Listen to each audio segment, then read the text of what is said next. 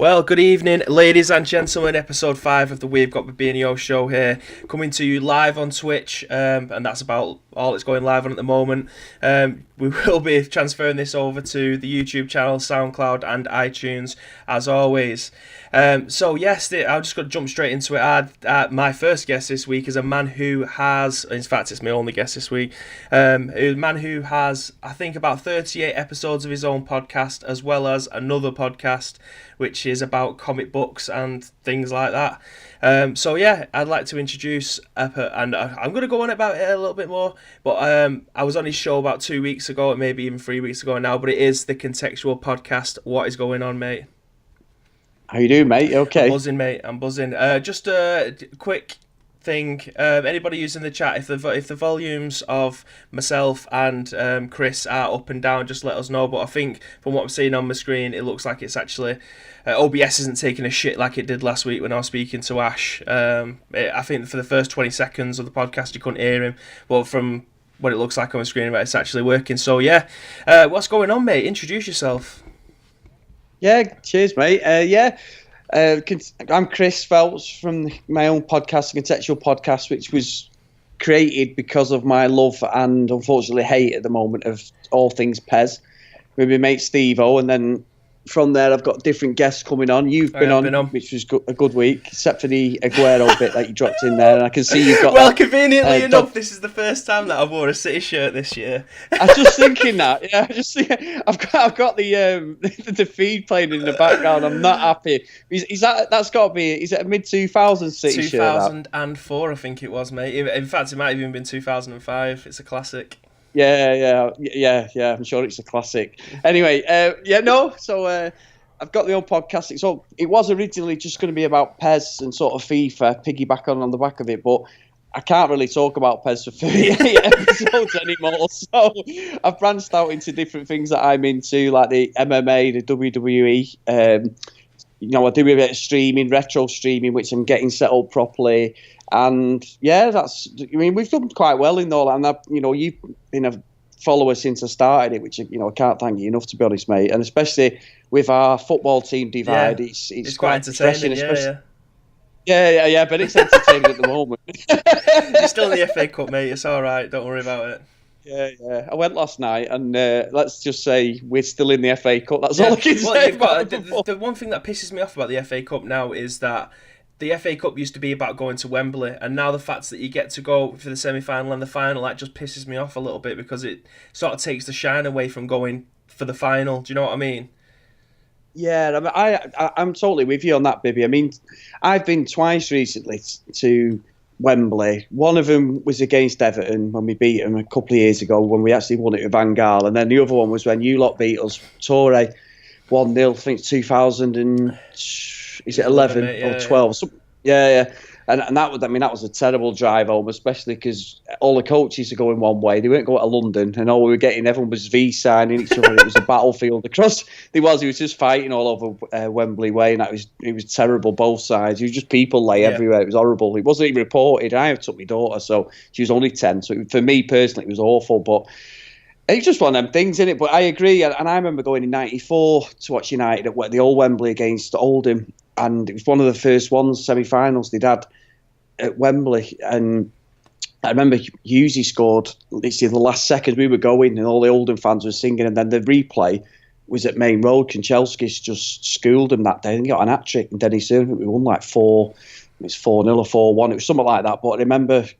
I didn't go to the Main Road one, but I agree with you. The final should just be at Wembley, and that's it. That's the whole point of it. That's your day trip, innit? That's what people look forward to. I mean, I suppose for the shall we say, the lower tier teams, having to potentially get to go to Wembley twice in a year is probably going to be the highlight of their season, if not the decade for them. But still, the shine of going on for a final is something that shouldn't ever be tampered with. But I assume the reason why they're actually able to go for the semi-final is they're still paying off Wembley, the construction fees and stuff like that. So the more opportunities they can get for concerts or rugby events. I mean, the NFL's even still being there at the moment, isn't it? So it works for them, getting the money through the toll, through the people buying stuff on site and things like that. It's just a quicker way of them getting the money back, really. But still, the FA Cup final day should only be at Wembley. The semi-final shouldn't be there, for my personal standpoint on it. No, I agree with you, and I must admit, have you been to Wembley? I haven't been to the new Wembley, no. No, well, it's the only ground, baby, and I've never been in a ground like it where they actually have a pick and mix stand underneath, and I was just like, what is going on here? You know what I mean? I mean, the burgers are not nice, but they're dead expensive. But yeah, it's got a full pick and mix stand, mate, which is just random as fuck. No, to be fair, I haven't seen that at any kind of venue, even the MEN and things like that. I've never seen a pick and mix stand. That's something new. Oh, no. Something completely new. Right, so usually I'll do news stories or what we've been playing. So what should we do first? What have you been playing or news stories? I'll let you decide, actually. I usually just jump into something. What do you fancy doing first? We'll do the news stories first, mate. Well, I've got that loaded up on my screen, so let's roll with that. So, first news story, I want to get it up on my screen. Something that's probably near and dear to your heart, and something that we will be talking about, I'm sure, later on in the show. But PlayerUnknown Battleground has now got a mobile version with a surprise launch in the West, I would say. IGN reports, John Wild says, long-awaited PlayerUnknown Battleground on mobile comes to the West with an Android beta available now in Canada, which I'm assuming that people will be able to hack that on the Android devices and have it over here anyway. The official PlayerUnknown Battleground mobile Twitter account made the announcement with a link to the install page for Android users. In true PlayerUnknown Battleground fashion, everything went from silent to crazy, with the mobile version hits the West today and totally unannounced Android beta. Currently only available in the Canadian Google Play Store based on the previously announced Chinese mobile version of the game. PlayerUnknown Battleground Mobile is a full port of the ludicrously successful PC game, announced simply with the tweet above. There is no news on when the game will come to iOS or the rest of the Western world. Jesus Christ, that was a tongue twister. So, obviously, I don't think you've downloaded this, have you? Are you an iPhone user? No, I have actually got this on my iPhone 7 Plus. Yeah, I was on Eurogamer last week, and it said you can download it from the Chinese store. And, mate, I've got it, and I'm not a big fan of mobile games because I like having a control pad in my hand. But to actually download it, it's just been the worst disaster on my phone ever, because you've had to log everything out, create a new account, then obviously do a bit like when you do the PS4, PS3 different logins with the old PES demos, where you'd have to have like a Japanese or an Australian one or whatever, because you've got to have different accounts. And basically, it took all my Apple Music off and everything, mate. Yeah. Oh, it was a disaster. But I've got it working, and it's good. And to be fair, it's quite responsive, because I've got the Fortnite one as well, and that's really good. Even with using at all? Yeah. I was on it from the start when it first came out on Xbox, PS4, and then I went on to PUBG, and then I've sort of gone back on it. I find it easier than PUBG at times because there's an aim assist on it. But yeah, it's good. It's good on an iPhone, but again, I want a control pad. I want control pad support. Have you not got like one of them Bluetooth controls? Like, I've got two. I've got one that I've got. In fact, I've got it here behind me. I was using it for when I played the emulators on my phone. So I've got like one of these things, and it's like Bluetooth, and it just syncs up to your phone, so when you're playing emulators and that, it works really well, actually, surprisingly well. I thought it was going to be a bag of shit, considering it only cost me £10. I'll have to get one of them. I don't know whether or not you can play with stuff like that on these games yet. But Precision, thanks very much for joining me. I don't know whether or not I'm feeling quite confused about you listening to it in the bath. It just seems a little bit weird. As long as his hands are above the water, mate, that's all that matters. I don't want him washing his balls or anything while he's listening to us talking. I think that'd just be a bit too weird. I'm hoping he's got a glass of something just listening. That's better. Well, yeah, I mean, I might end up downloading this on my phone, because I remember there's like 4 different. Well, there's just so many different clones of this game now. Everybody's jumping on the bandwagon with it. I'm fairly, in fact, I'm super surprised that one hasn't come out for the Nintendo Switch yet. I just think the Switch is crying out for a game like this, one that people could just carry around or play in work on the dinner for 20 minutes or whatever. Yeah, Fortnite's ideal for it, and there's no reason now that it's optimised for mobile. There's no excuse for it not to be on the Switch at all. It's not like it's a performance thing, because it runs really well on my phone. Yeah. So it's probably coming. It's probably matched with the announced at E3, to be fair, in June. But I'd try it, mate. I mean, on the PS4 and that, it's free. Yeah. It's a no-brainer. You'll get sucked in on it because it is a good game. I've got Fortnite. I'm just so shit at it, like beyond shit. Like my brother's really, really good at it. My brother's 12 and like it's the only game that he plays now. That and Rocket League. But he's just obsessed with it. Like he just he knocks on my door on the way to school in the morning. And I'll walk up with him because I work right near his school, and all he'll talk about on the way there is him getting wins and stuff like that. He's unbelievable. Yeah, it's a good game. I mean, the thing is with that, it don't matter how good you are at shooting. If you can't build for toffee, that's where you lose the game. That's it. I'm not fast enough. I just see him spinning around in circles, like doing 360, loading stuff up dead fast. I've not got that hand-eye coordination, mate. I just lose the plot. No, I'm with you. I mean, I'm 39 now, so it's like I'm nearly full. My daughter's 17 and watch her play it. And I'm, shooting-wise, I can hold my own against anyone. But when it comes to building stuff, it's just a disaster. It looks like some disaster of trying to put B&Q sets together. I don't know what I'm doing. Bit of flat pack. Just goes to shoot. Yeah. I mean, I'm good at building stuff in real life, but I can't do it when it comes to that game, mate. I'm disastrous on it, honestly. Terrible. That's terrible. Right, so that's the first news story down. So moving swiftly on to the second one, another thing that I know is very near and dear to your heart, and something, again, that we're going to talk about with what you've been playing. The Sega Genesis collection for the PS4 and Xbox One has been announced. On a side note, slightly pissed off that it's not been announced for the Switch. Again, we'll get onto that. Yep. Sega has released a full list of the games for this collection. We've included a list and a comparison chart at the bottom of this article. Continuing a wave of nostalgia over the past year or two, Sega has announced that a collection edition of the classics in its Genesis and Mega Drive era will be coming to PC, PlayStation 4 and Xbox One on the 29th of May. 100%, I'm in. I'm all over this. When Sonic Mania came out, got that on release day, I'm disgusted in myself that I've not finished it. I think I've done the first 3 worlds on it. I think there's only 4. But Sonic for me was like the pinnacle of my gaming growing up. It didn't get any better. But we've got a list of the games there. I'm fairly certain you've probably played a hell of a lot of these. I was only when did the Genesis or Mega Drive come out? Was it 91 or 92?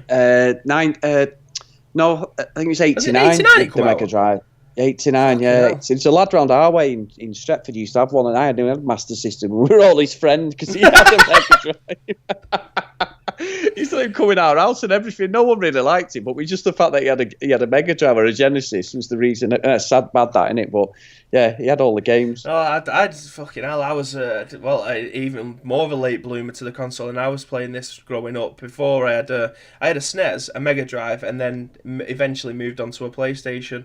But obviously, I was only a kid, so the dates of when I got each one is an absolute blur. But it was something that my granddad always had in his house because he's a massive gamer, so he would be playing these constantly, and then we'd tag team up on things like Streets of Rage and stuff like that. But the games that are coming out, I'm just going to round off probably the big ones. So you've got things like Altered Beast, Enchanted Castle, Alex the Kid, which for some reason my missus is still obsessed with. Like any console that comes out, has it got Alex the Kid? It's like it's 2018, nobody still plays Alex the Kid, but I'm fairly certain I'll probably end up getting to this.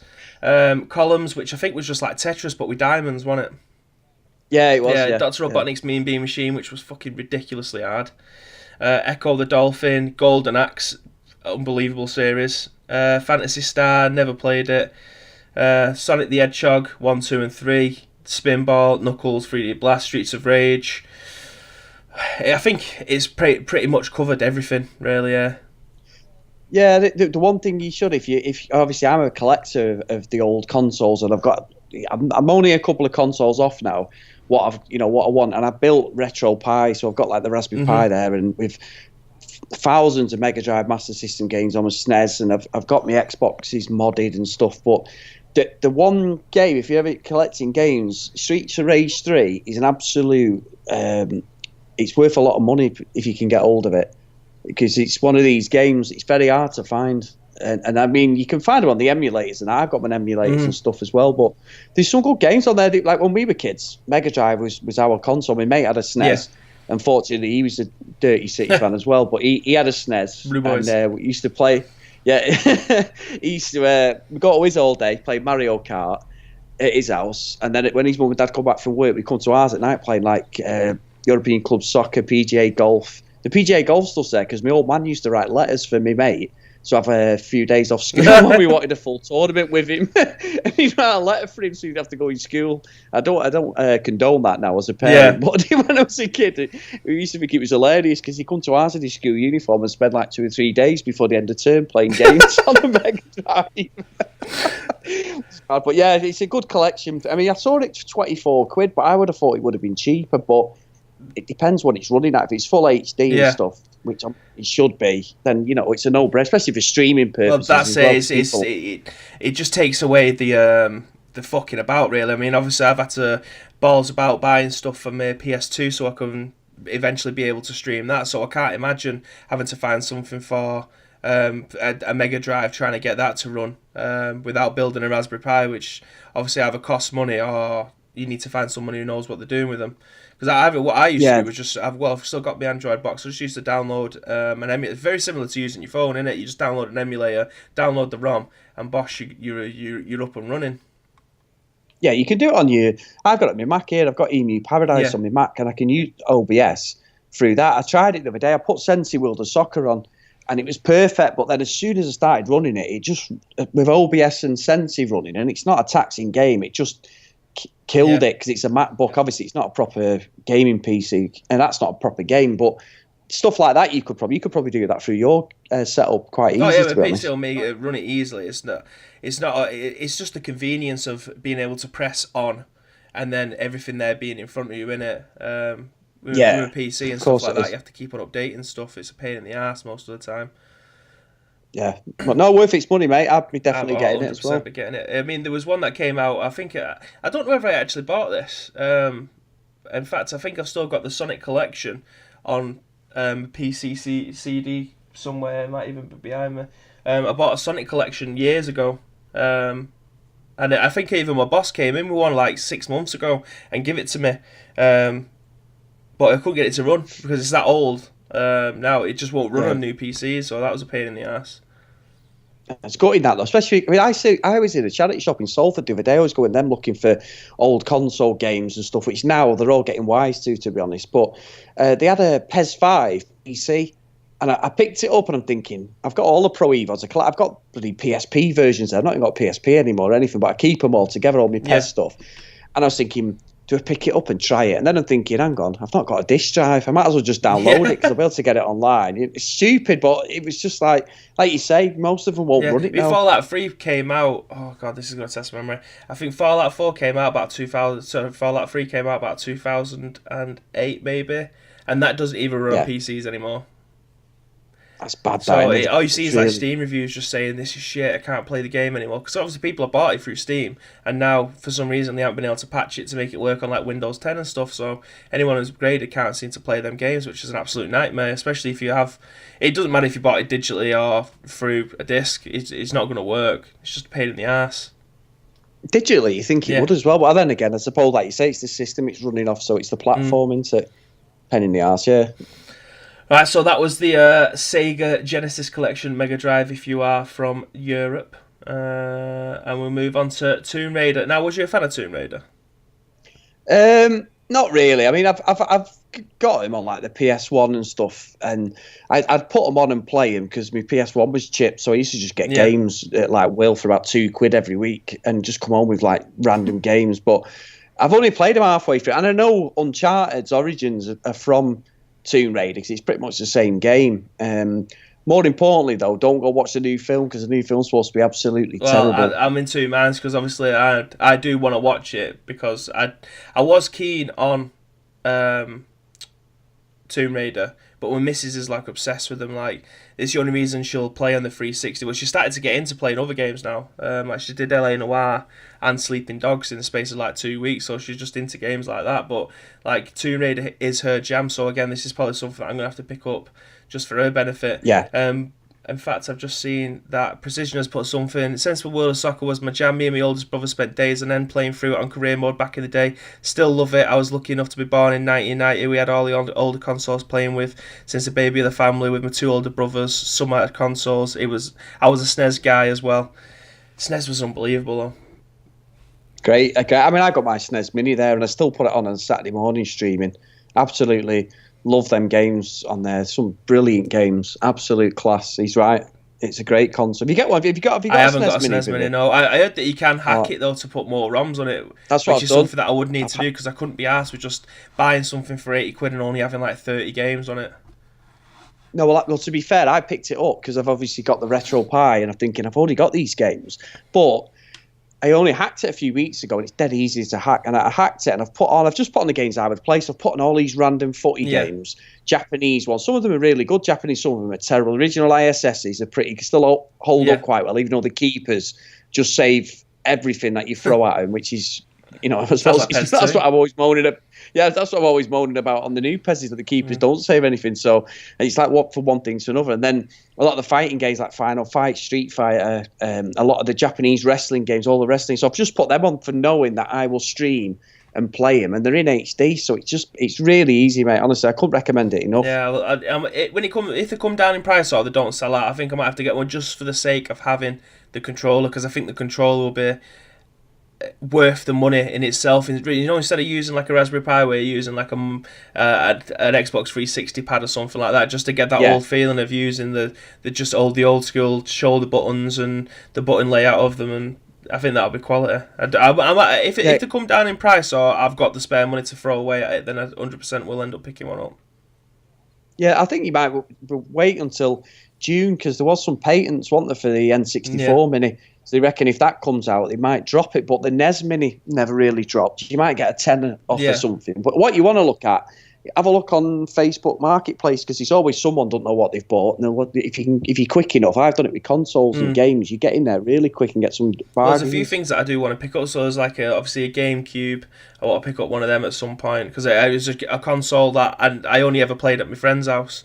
So that's obviously something that I would like to pick up. And also a Dreamcast, again, something that I'd only ever played at my mate's house. I never owned one. So there's two things there that if they come up in, I've just got the money at the time, and I see one for a decent price, I will end up picking one up.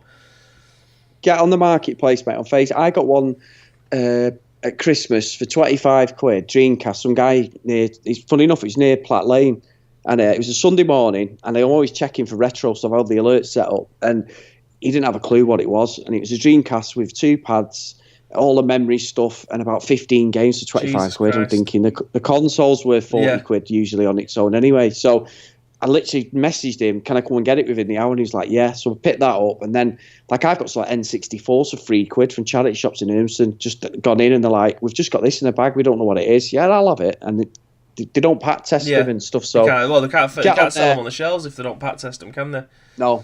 No, and I was trying to give them more money, like give them 20 quid at least or something. They're like, no. So if use that for your thing if you want any of these old consoles, mate. Honestly, save you so much money. No, that's definitely worth looking into then. I mean, things like that, like the PlayStation, luckily enough, has a like AV component, so that they do still work on like normal TVs. But with older consoles like that, what is the output in them? Will they still work on normal TVs? Yeah, well, I've got here, all my old consoles work on my 4K telly through the old TV aerial. So what you've got to do is, obviously, there's no analog TV stuff now. So what you do is you plug it in, and there's still an analog channel on the tellies, but you've just got to find it in the manual installation. So you go into manual tuning, and then you'll go on there. So mine just gives a tick. Do you want digital? Do you want, aerial? And it finds that there'll be one channel on there, it works. If not, I've just bought a load of composite cables, and I've got a composite upscaler to HD coming. Some of them are a bit dodgy. They're expensive then, though, as well, aren't they?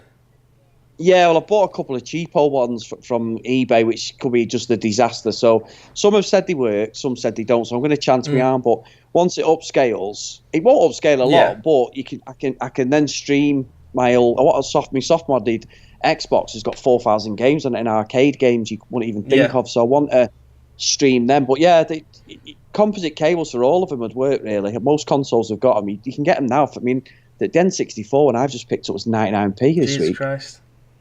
So it's honestly, mate, it's a way, especially with your streaming as well. There's all sorts. That's why I did it with the PlayStation one. I mean, it cost like £5 for the HDMI component switch or upscaler or however you want to do it. Obviously, like you say, it doesn't bring it from dog shit PS2 graphics to 4K. It doesn't do anything like that. It just makes it the shading just slightly lighter or slightly darker depending on what you're playing. I mean, I was playing Sons of Liberty the other day, and I was posting pictures on Twitter. I couldn't believe cell shading on them to make it look like it was the texture was so smooth. It just made it look so much better than I remember it being. I don't know if it's. I'm looking back in hindsight, thinking, "Geez, it's going to be like PlayStation 1 graphics where they were just a load of polygons and like you couldn't see Snake's eyes and stuff like that." I don't know whether I was still thinking of it like that, but it just looks so much better now. If you can buy them for the other consoles as well, and they're a reasonable price, because I know some of them like they're bringing one out for the GameCube, and I think it's like £99, and I'm thinking, Jesus Christ. If you're finding a GameCube for £50 and you're buying that, it's 150 sheets and you've got an half-decent console then. Yeah. I mean, you one way around the GameCube situation is all the games work on a Wii. Yeah. So it's whether you want that I mentioned, the box. I think it was either last week or the week before. Again, you could buy the upscales that I did for the same price. I think it's like the first generation Wii's have that ability to be able to plug in your GameCube controllers anyway, so it's perfect, really. Yeah. Just being as a quick workaround if you've got the games, because I did the same. Like Steve-O does my podcast, he went and paid £80 for a GameCube with a couple of games. It's a lot of money, really, for what it is. You can get them a lot cheaper. One's just come on Facebook today, £40 with about 6 games, and it's they are good. I got rid of mine. I don't know why I got rid of it now. When I look back, I think, why did I've got Mario Kart there and Harvest Moon and things like that, thinking I should never have got rid of it. Well, like the missus are constantly looking at places to move to and stuff like that. It's just like, we need to find like a third bedroom or something, just so you can have like your little studio set up, or just like a little cabinet with all your consoles on and stuff like that. So eventually it's just going to be a case of me just building up a back catalogue or a collection of stuff that I just want next to me. Like I've just been out and bought fucking 25 PS2 games just because I want to be able to stream, or these are the games that I grew up with, so I want to play them again. Like I played The Getaway, I'm not going back to that. Jesus Christ, that really was a nostalgia trip playing that. Fucking hell. Tried streaming it and people were just like, what are you doing? It's like, seriously, the control's fucked. I can't do anything. Yeah, it's glitched the fuck, that, mate. Glitched the fuck. But you face a wall. There was like at one point I had my back to the wall, and I thought, right, I'm just gonna pop out in a minute, shoot these two blokes that are running towards me, and then I'll make my way through the door. I popped out, the bloke ran straight through me, so the camera was behind me still, and he just kept on shooting me. I was like, I couldn't pop off the wall fast enough to be able to turn around and shoot him. I was like, fuck me. And then the driving, don't even get me started on the driving. Fucking hell, it was like Tokyo Drift, the amount of sliding around corners that they end up doing. You're driving the Rovers and that, Bivvy. I swear to God, in my family, that game is like a legendary game. We all love GTA and stuff, but that game is legendary because it was just shit. Like that guy's like Hammond, and then there's a scene, right? I don't know if it's in the game, right? So he's got to shoot. There's a bit where you get dressed up as a BT engineer, and you've got to go to the police station, right? And because the game was just released, there's a fucking mess because it was trying to compete GTA.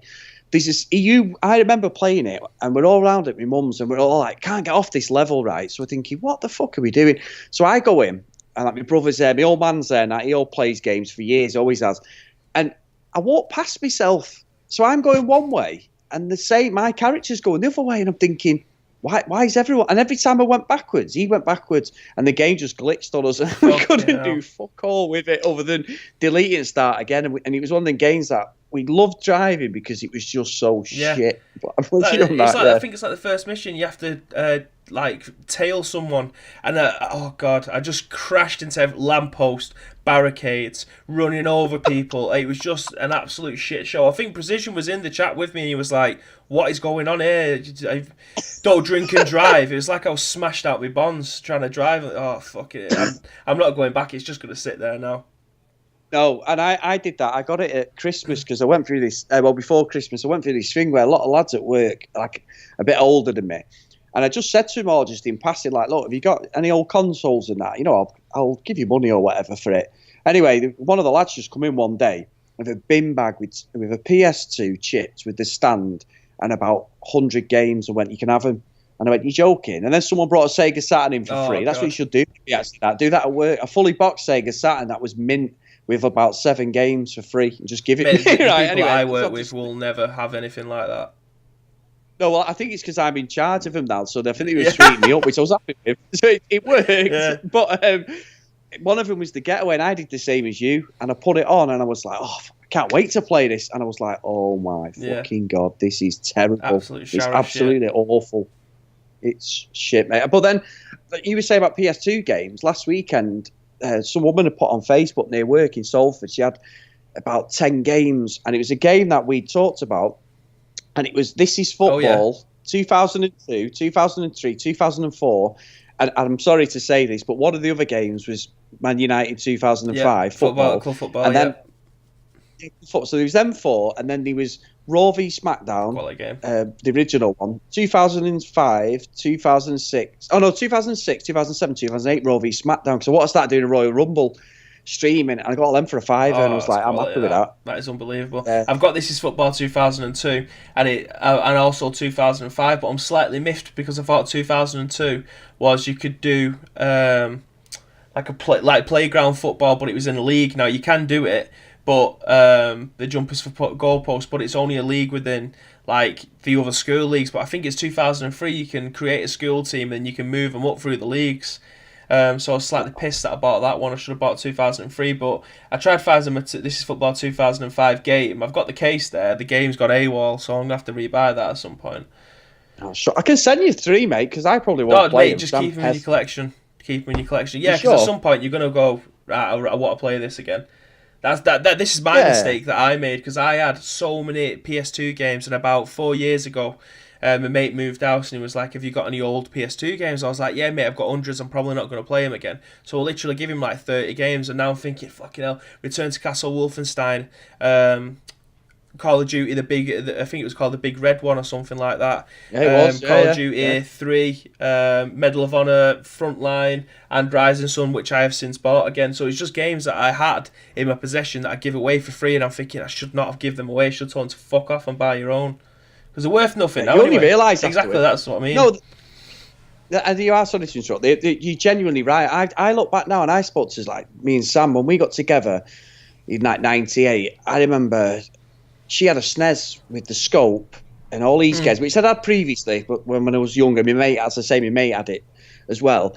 And I remember taking 2 weeks off work to play Zelda with her. Never played Zelda properly, and we finished the Link to the Past. We both black work saying we were sick for 2 weeks. How the hell we got away with that, I do not know. But she's a big gamer, and we played it, and then I don't know what the hell I did. I remember getting an Amiga 1200 off one of my mates, and I didn't swap it. And I said to her the other day, I said, I can't believe we got rid of the SNES.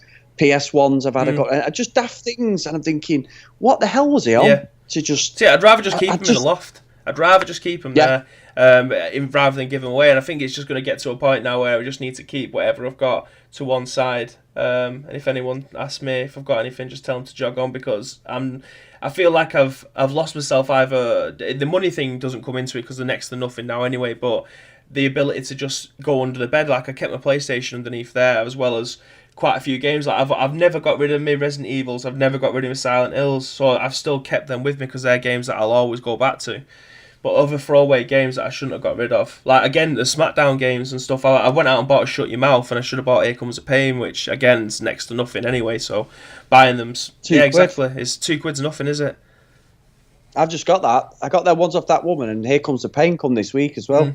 So it's just games that I want to just be able to. I bought Need for Speed Underground from in Hyde.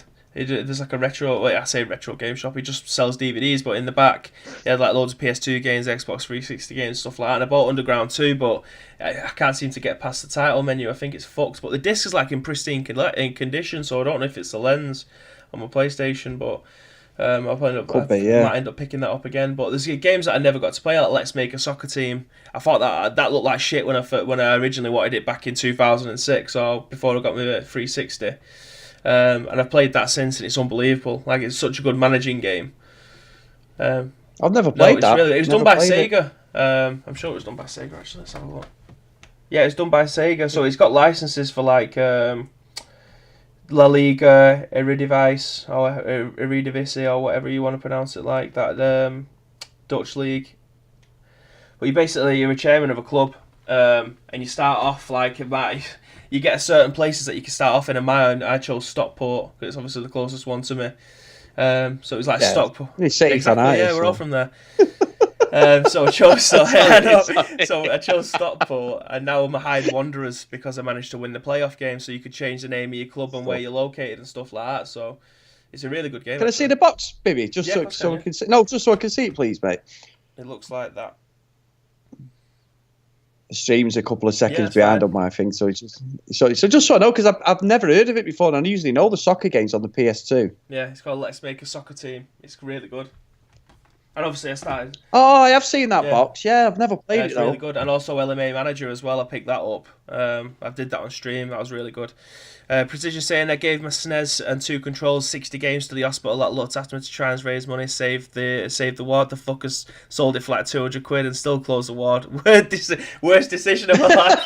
Oh my god. I'd be asking for them 200 sheets back. Or the console, just going on and down. Fucking nice to meet you, Precision, but fuck me, mate. You've been had over there, mate. I understand the logic behind that. It's a nice it's a thing very to nice do, gesture, but but the fuck's over there.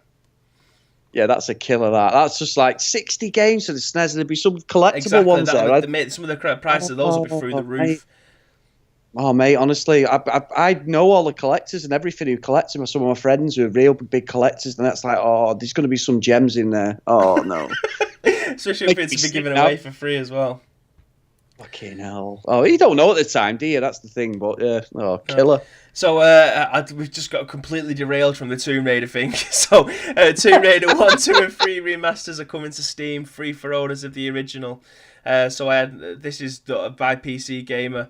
This is where the source is from. It said, I had no idea that the first 3 Tomb Raiders were now available on Steam, and they're all there. However, the original DOS port's running through an emulator, which throws up a bunch of performance, resolution, and control problems. Thankfully, more modern remasters are on the way that will run at 1080p with 60 frames per second, which is not going to solve the mechanical problems of the game because it still runs like a bag of shit.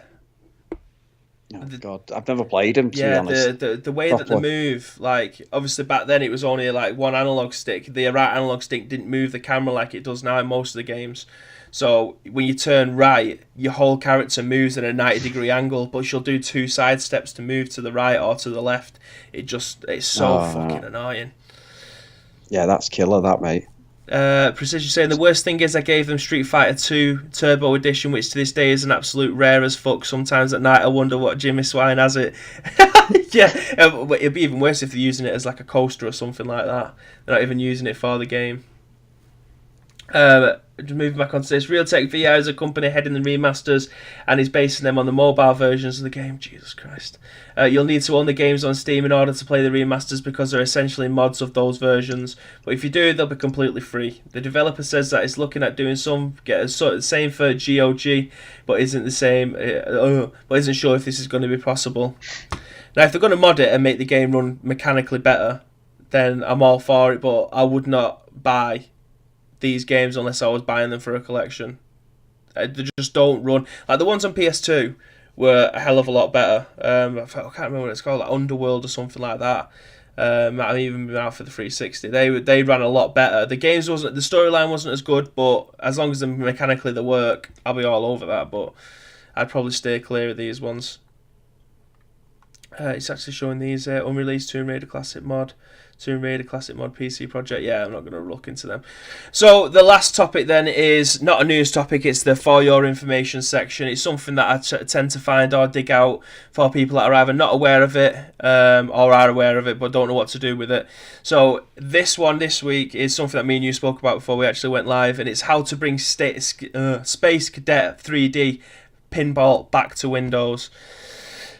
A game that I played to shit when it came, when I first got my first PC, and the internet connection was sparse, that's to be fair, with my grandparents and my mother or whoever it was that was paying the bills, wasn't going to pay for the internet constantly. So Windows XP was the last version to be included, but now you can change that with Spacecadet being available for Windows 10, Windows 8, Windows 7, blah blah blah. So 3D Pinball for Windows Spacecadet was a digital table released in 95 as part of the Microsoft Plus upgrade for Windows 95. That doesn't make any sense. It was later bundled with Windows NT, Windows 98, Windows Me, Windows 2000 and Windows XP 32-bit, after which it disappeared forever. Or did it? Obviously, since you're here, you already know that the answer is no, it did not. You can download the executable executable file from groovypost.com, run it with a few seconds, the game is back on your PC. Now, I've actually done this in work, believe it or not. I've got it on my work's PC, and it runs like an absolute dream. It still plays exactly how it did. or how I remember it doing. Anyway, I got massively into pinball games. Have you got a Switch? Hello? Oh, we seem to have lost someone. He's down. He's gone. This hasn't happened before. I tell you what. While I'm going to get him back, I'm just going to run. I'm going to run an advert. The contextual, my sound's dropped, mate. It looks like he's dropped out. What I'm going to do is I'm just going to run. He's jilted me, I know. He's kicked me out, mate. Right, give me 2 seconds. What I'm going to do, I've actually got an advert that I'm going to run. And then I'll try and get him back in the meantime, if that's okay. So we'll run through this topic in 2 seconds. Uno momento.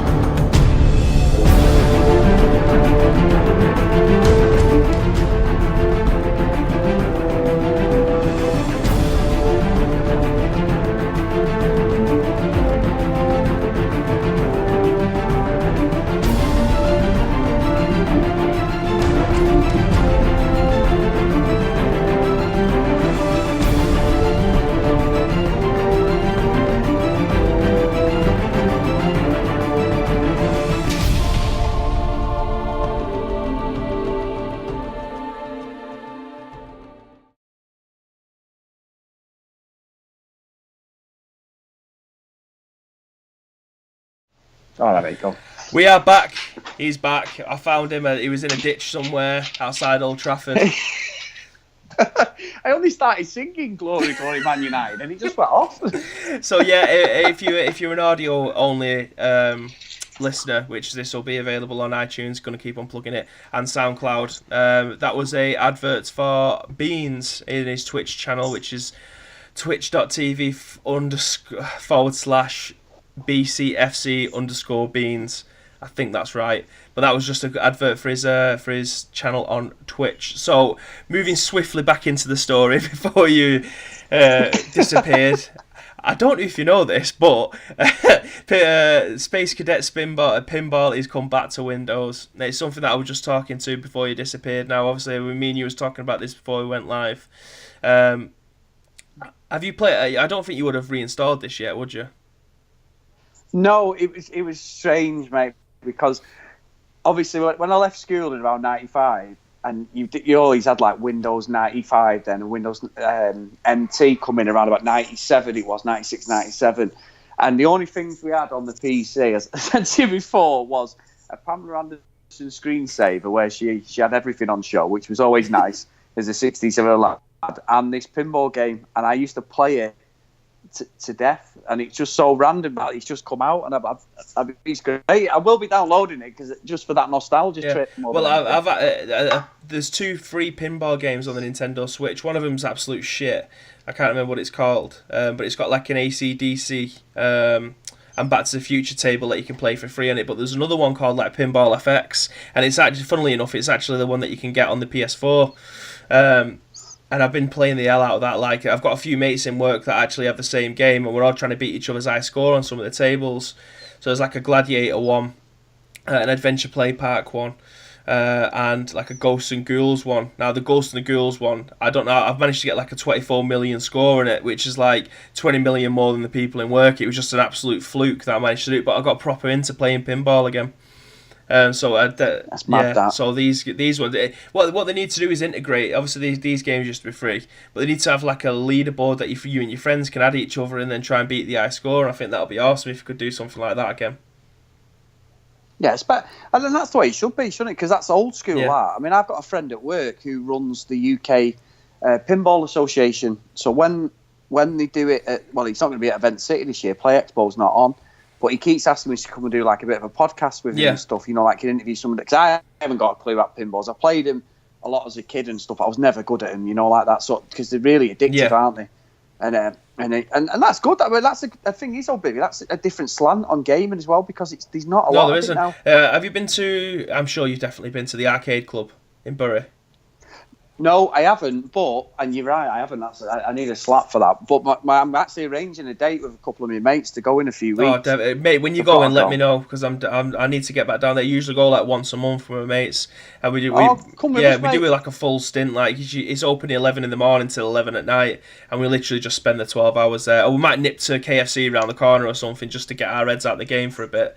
But yeah, they've got all the pinball machines. I think they've got like 12 or 13 of them. Well, because they just the amount of heat that because it's only a little small room that these are in. It's not on the main floor.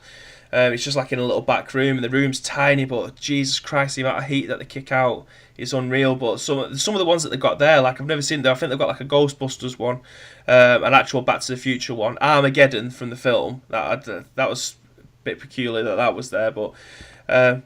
Yeah, some of them are just class, like because every pinball machine works differently. They have like different things that they want you to hit. Like they'll have like a Halloween one where they've got tombstones that they want you to hit and stuff like that to be able to move on to the next parties. They are class, and like you say, they are super addictive. But you don't have to pay any money for them. You pay your £10 to get in, and that's it. All the machines are all free then. No, I'll definitely hook you up when we're going. I'll give you a shout if you. Well, there's usually 3 or 4 of us that go down, so that'll be awesome. Yeah, because I've got a few of my mates who, to be honest, I've met them through the Play Expo when I represented for, Sensi Soccer, the new one, Sociable Soccer. Yeah. Well, I work the stand. I've actually got, you know what, baby, I'll send you a code. I've got a few codes for the game. I got one myself. Yeah, they give me one. Yeah, I did a review for it. Oh, good stuff. I was going to say, I've got. I'm waiting for that to go online so I can actually start doing like an ultimate team in it, because they've said that they're gonna put it online. They've got all the cards there available for you to be able to use, but they haven't put it online yet for me to be able to do it. But it's a game that I'm looking forward to playing properly. No, well, you're right. It's a good game. They're testing it as we speak, because I saw that this week. So I'm in one of the groups with him, like the developer, and I'm not a developer. Is it Gustav or is it called Gustav? Yeah, Gustav. Yeah, same guy. Yeah, so because we worked the stand. It was me and a lad called Pixel Hunter or PES Hunter. You know Andrew. You know him through PES. Yeah. So obviously Andrew, which funny enough, I was at Old Trafford yesterday queuing up, and I've not seen him for a while, even though he's done my podcast with me. And he walked right past me, and I give him a grab, and he was like, "This guy grabbing me outside Old Trafford." But yeah, we and him have got some sort of exclusivity. I don't know what it is. We keep saying what is the exclusivity, but it was good. It's a good game. But I've met these guys through the Expo. I've gone right off on there. It's alright, these guys are all like big gamers and retro gamers, so they keep saying to me, "Chris, we've got to go." So I'll definitely get my arse down there, mate. Definitely. Well, what I'm trying to do is, I was actually trying to arrange something so that I could actually do like a live podcast, because that's the next thing that I want to do. Obviously, I'm doing it in my bedroom now.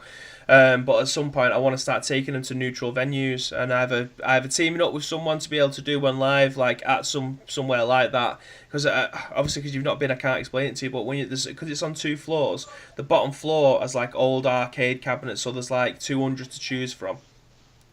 And then on the second floor, it's got all like the new stuff. So it's got like PSVR, the HTC Vive, but then it'll have like all the 4K PCs, as well as your PS4s, Xboxes, and things like that, as well as things like Sega Mega Drive. I keep on calling it Genesis because that's all I read.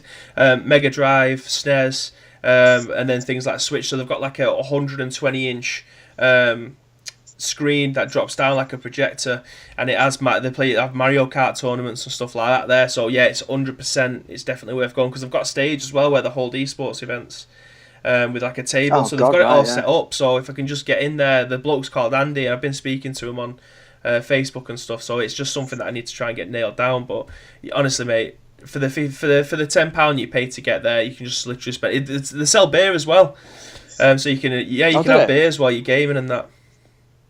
No, that'd be good. Well, to be fair, and I'm not just saying this like a thingy, but if you need a gobshite United fan, then I was asking the Play Expo to do like a live podcast, to interview people. So you're talking the same sort of stuff. I was talking, well, obviously not with them because I've never been, but I've spoke to Andy, but not about that. But I was going to do it at the Play Expo. So I asked him if he could do it, but he's not in Manchester now. He's going to be back in Blackpool this year. So when is the Play Expo? Someone to come and it's supposed to be October, but they're at the Norbrick Castle again this time because the Manchester one they binned off at the Event City because of the fees or something. Right. Yeah, so Event City is a massive place as well, isn't it? It's right near my house as well. It's even better, but but I'm definitely having that one. I'm definitely thinking. But yeah, if you want someone thinking, I'd love to do it. I'd say the amount of people that are coming forward that are doing this similar sort of thing to me and you, it's unbelievable the amount of backing that each other are giving. It's not as if like it's one for an individual person to try and take all the glory. Everyone's working together. So it's even better that people want to collab and things like that. So obviously, if we're all there and we can arrange it, then it's absolutely perfect that we can get on stage and be able to do it. Because I'm fairly certain there's people there that want to listen to things like that as well. Yeah, and it's like you listening to me listening to you.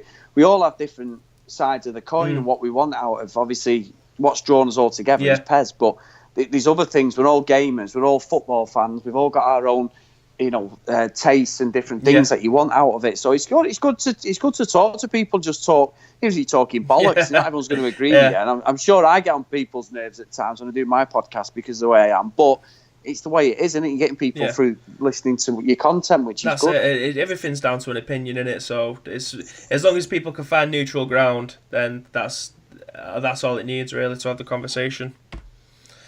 Yeah, exactly. So, now we've talked bollocks for near enough 60 minutes, which is very typical of my podcast. We'll move on to what have you been playing now. I'm going to move on to yours first because you look like you've been a very, very busy boy. Yeah. Well, as always, and, we were laughing about this before I come on. The wankfest that is me and PUBG has been going off this week again. I absolutely love that game, and nobody can. I mean, for 20 quid it cost me. It's the best 20 quid I've spent in a long time, no matter how good or bad the performance is at times. It's just. Is it cross-platform? No, not yet. I don't think. No, it won't be. I don't think either because the PC's running at. Well, if you've got a good PC, it runs at like 60 frames, so you're not gonna. It's 30 frames on the Xbox. I mean, I got the One X and.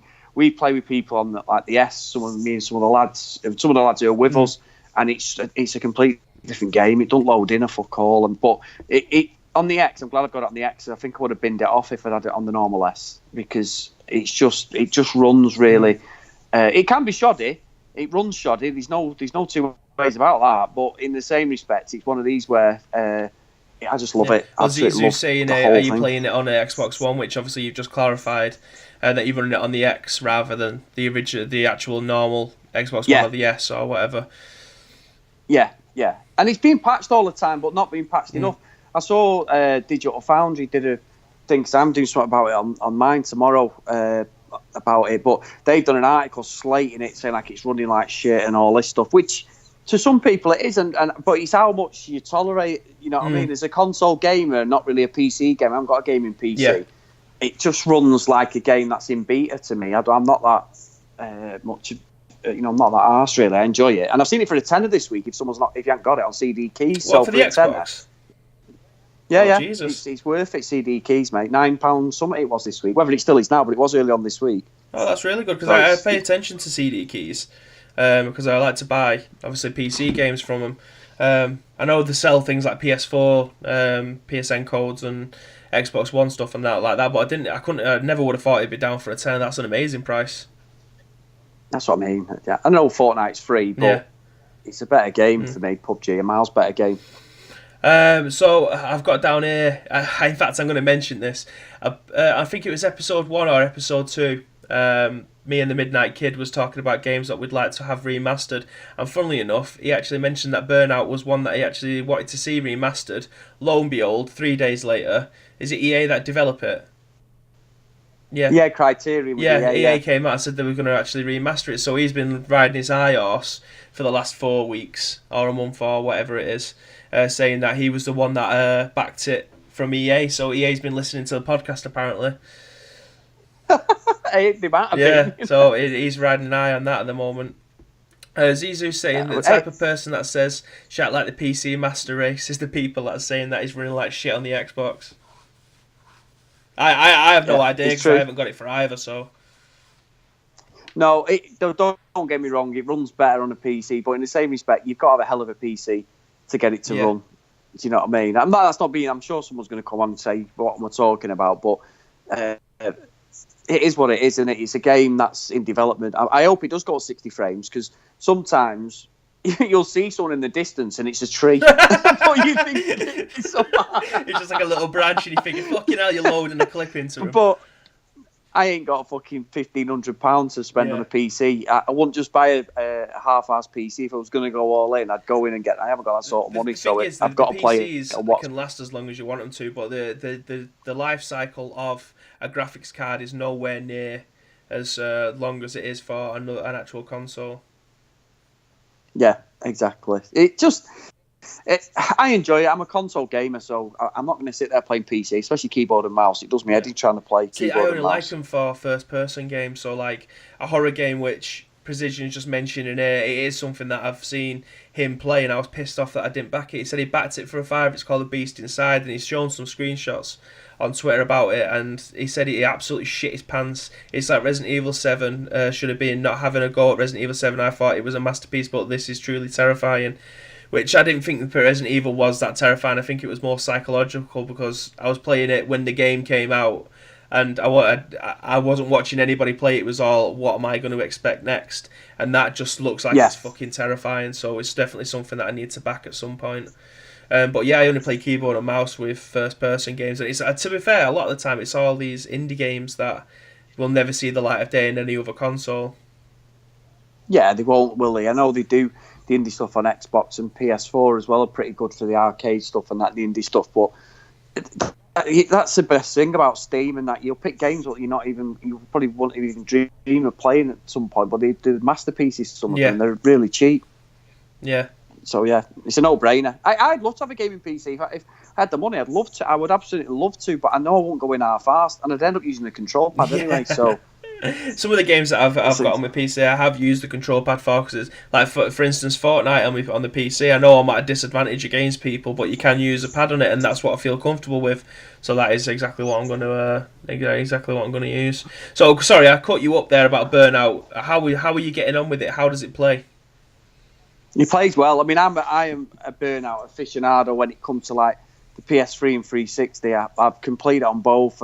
Absolutely love it, online, offline, everything. You know, I mean, I know everyone slates DJ Atomica, but the Burnout Paradise and Paradise City Guns N' Roses was my ringtone for years because of that game. So I knew, obviously, I saw it was coming out earlier on this year, and then it come out pretty quick, really, which is good. But everyone's saying that they should have remastered Burnout 3 because it had the proper crash mode, which I agree with. I've got that on the original Xbox, and I will throw it on just for the crash mode because it was just chaos. I used to love that, having to try and do the combo breakers and stuff to get, the certain things. But I love Paradise, and for me, it like Forza Horizon is obviously a homage, especially the new Forza Horizon. It's a homage to sort of Burnout with some of the things that's in there. But it's great. It's a great game. But if you've got an Xbox One and you don't want to drop any money on it, buy the 360 version, which you can get for fuck all on toast now, and it's upscaled anyway. So.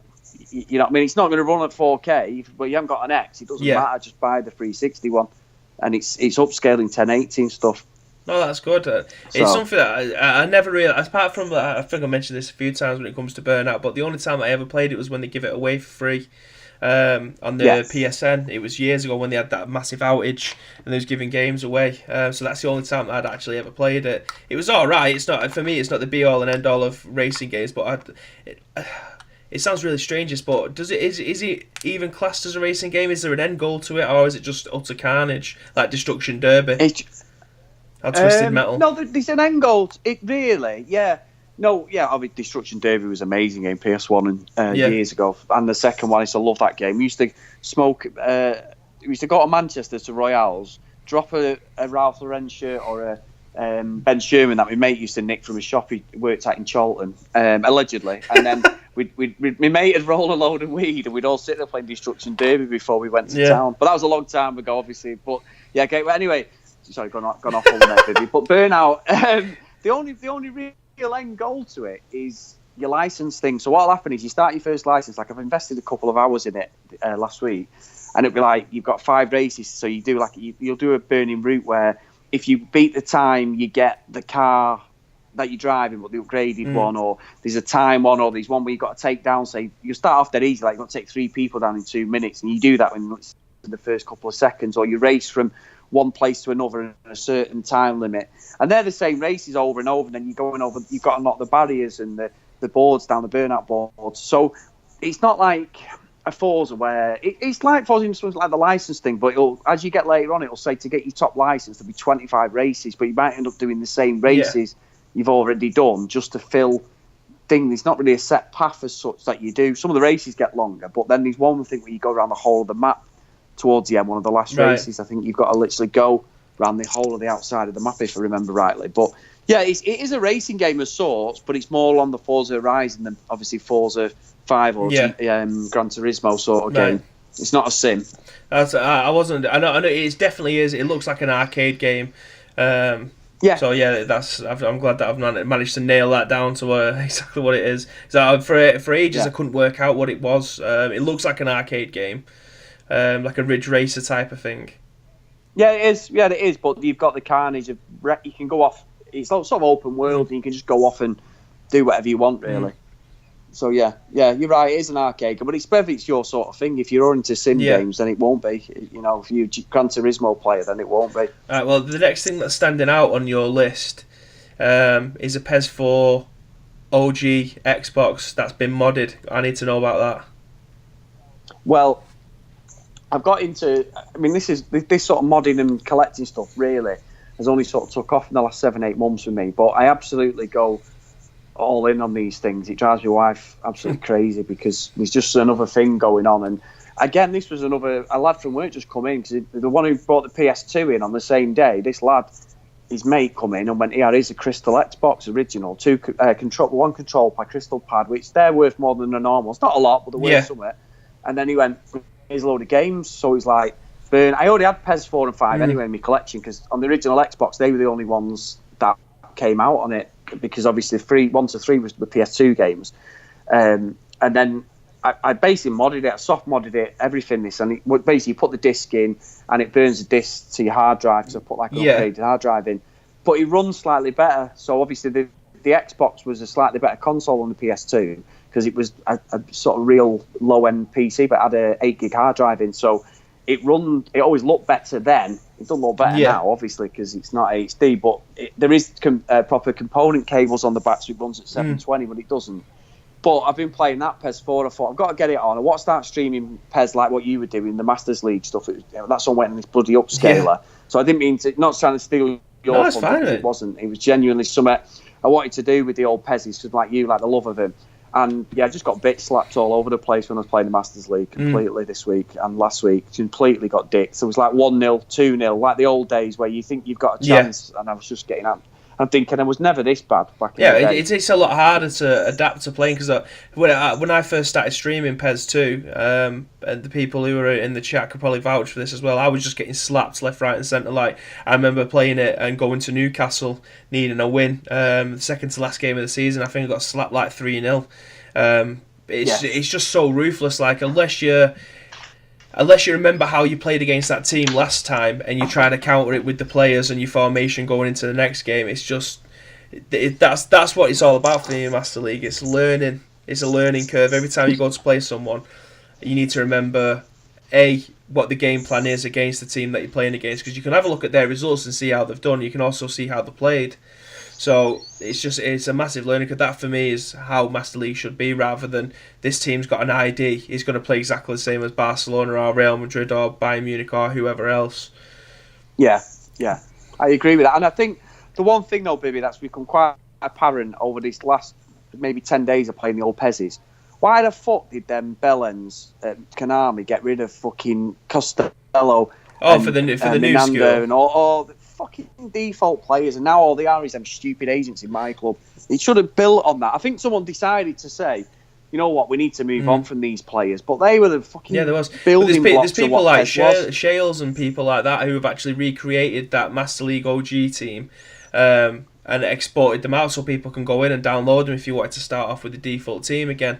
There was a class account, I think it was a false libero or libero, I'm not sure how to pronounce it. But he actually made a designated Twitter account for PES United, and what he was doing, he was treating it like it was a football club, so he'd play probably twice a week, but he'd make team sheets, he would put highlights up of the games, he would put match commentary, so like obviously he'd play the game and then tweet out the match over 90 minutes like a normal football in real life account did, and that was entertaining. Like I remember, it's something that me and Midnight Kid had talked about in previous episodes, where you used to be able to go onto forums and people would be writing down the Master League stories, so they'd be making their own narrative up about how their playing experiences was using this team as, again, like it was a real life team. And that's the sort of stuff that got me into PES, because I was going onto these forums going, these fucking guys are sad as fuck, but I'd find myself 3 days later going back seeing how they did, and then it would become like an annual thing.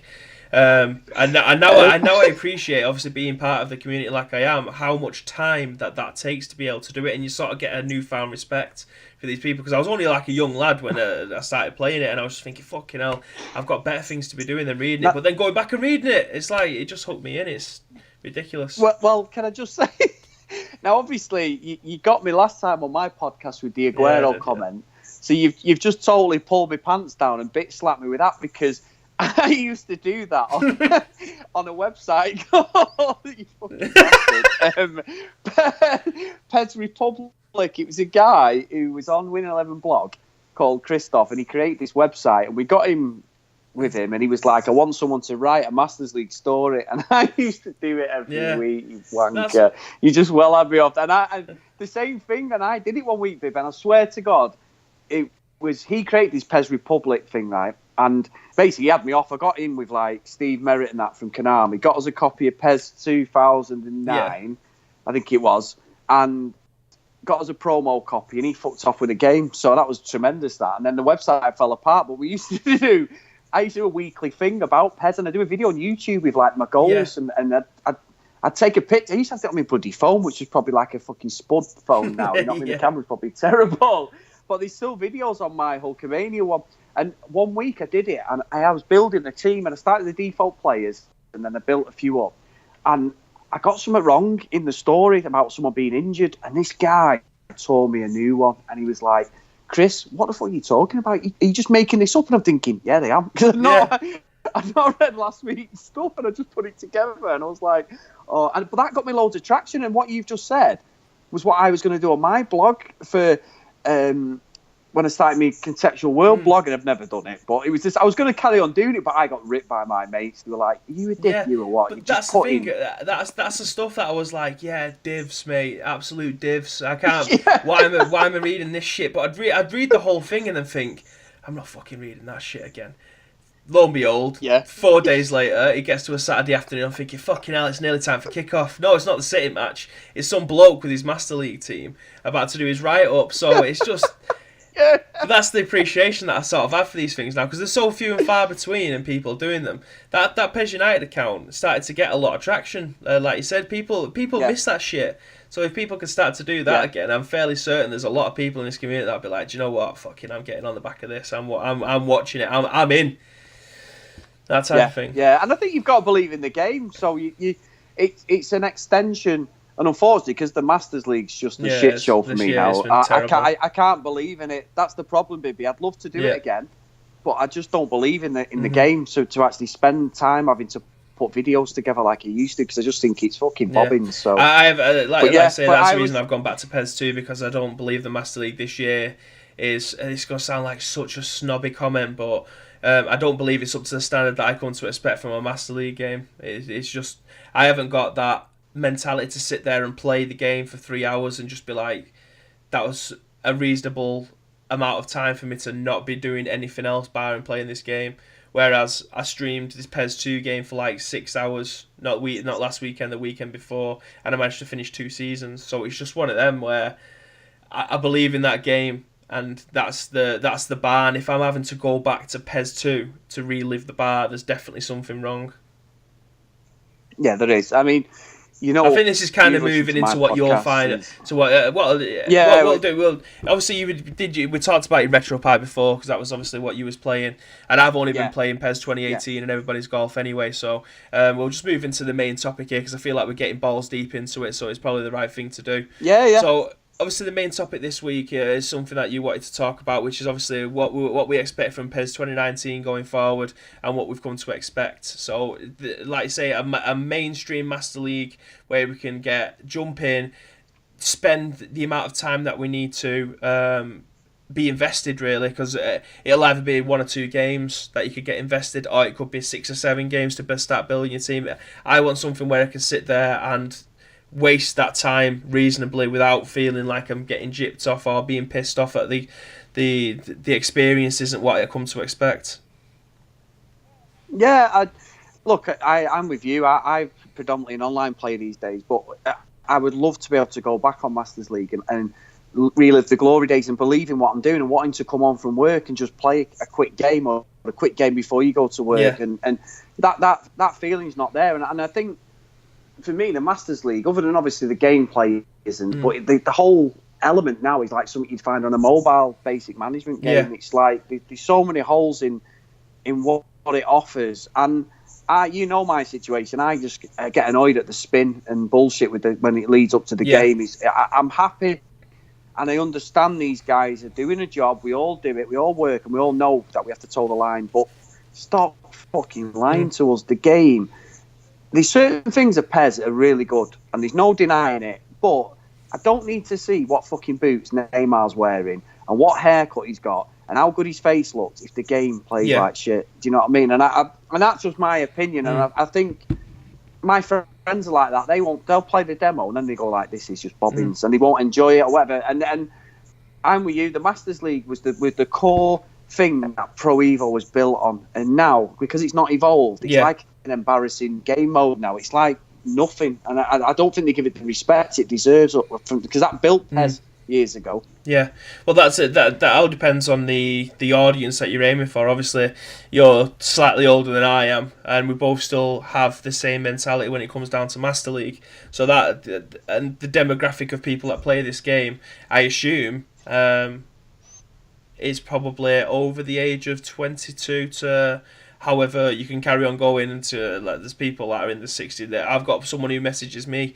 who's, I think, in the mid-70s, when he spoke to me 2 years ago, and he still plays the game, still gets his money's worth out of it. But what I will say is, to toe the line there a little bit, I'll put the line in the sand, I was one of the people that advocated this game because I got to go and play it, I think, 3 times in its beta format, and I wrote articles about it, about there being no catch-up bug, about the cross-spamming being taken out of the game.